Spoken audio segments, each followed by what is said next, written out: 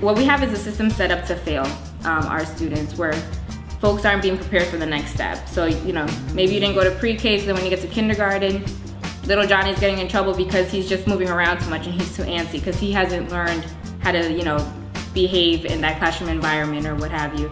And then each grade doesn't prepare him for the next, so that he's behind from the very beginning.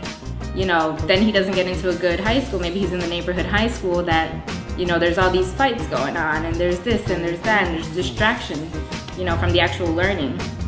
And so then he's never prepared for college.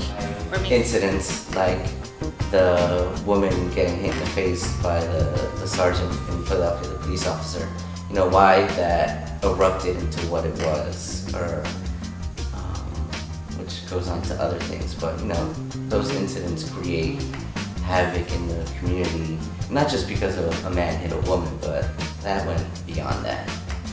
Puertorriqueños say, si Dios quiere, you know, they put it in the will of, you know, they just throw it out there in the will of something. Even though God, if it's in God's will, yes. But you also have to work for it, and you have to, you know, apply for this job. You can't just say, Lord, if it's God's will, I'm gonna get the job and not apply. So people, they procrastinate. They just, they put themselves down. They put their borders in front of themselves. Like, you know. But I don't know if I can do this because I don't know if I can read that well. And the Latinos, we go into stuff already thinking that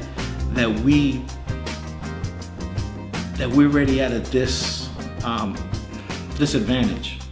Going back to the money, as the money gets smaller, right? There's only so much you can do, but there's still this great need. So I think that that's something that's always going to, and plus all these waves of new immigrants that come, that it's not just the Puerto Rican community anymore. It's the Dominican community, it's the Mexican community, it's, you know, those that come from South America. But we still have this common issue, which is we speak a language that we want to acknowledge and celebrate, but it becomes that disadvantage.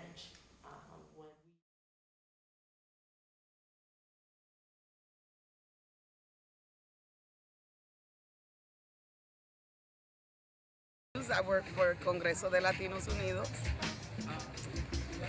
I joined the LPI because I've heard many stories in the past about how exciting it is and how much of a journey it is to place yourself and know what it is to work in the community.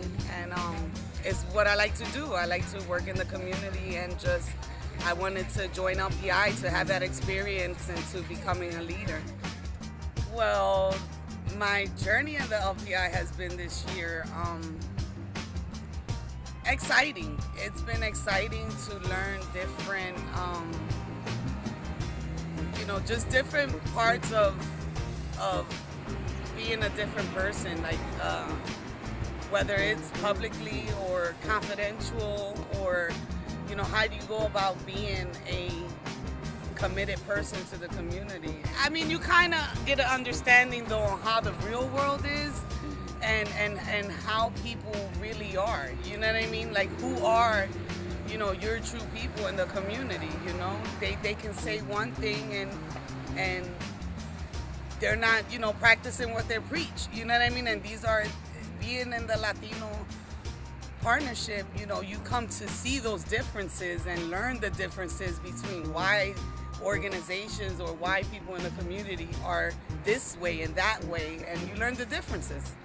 In LPI, the way it impacted me was when I got to see who I really was and what can come out of me in the community, not just everyone else, you know, perspective. When we had this community service project and we had to do our own thing and kind of throw ourselves out there to see how we can go about, you know, doing things in the community, it was like, it changed my life around, because I never thought that through media and networking and everything that, and all the people, all the kids and everyone in the community who showed love to even come and donate a toy for the toy drive. It was like such an amazing experience that had I not been in LPI, I don't think I would have threw myself out there that way to know what I can actually do myself. So LPI has helped me a lot to open up in the community more on what I can do out here for others. That advice would be to do it for you first and then do it for others. You know what I mean? For the community. Like, you have to take ownership in what you can do, and even in your obstacles, tribe, you know what I mean? Through your ups and downs, just, you know, that's just life. Life goes up and down, and LPI, being an LPI student, you're gonna have those moments where you're gonna go up and down, and obstacles and pressure and stuff are gonna accumulate, but you're gonna show yourself first that you can be the leader that you can be and move on.